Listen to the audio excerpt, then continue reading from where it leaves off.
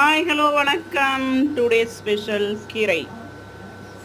கீரைக்கு பாருங்கள், வெங்காயம், காஞ்ச மிளகாய், பூண்டு, இது 3 மட்டும்தாங்க. அதுக்கடுத்து என்னென்னு பார்த்தீங்கன்னாக்கா பைத்தம் பருப்பு வேக வச்சுருக்கேன், கொஞ்சோண்டு சிறுபயிறு, கடுகு போட்டு,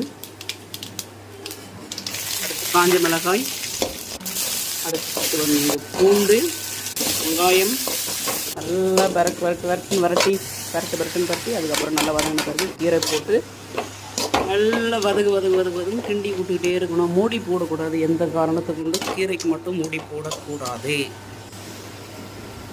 லைட்டாக உப்பு, பெருங்காயத்தூள், வேக வச்ச சிறுபயிறு, பைத்தம் பருப்பு நல்லா போட்டு கிண்டி எடுத்து வச்சுட்டு பாருங்கள், ரெடி ஆகிடுச்சு.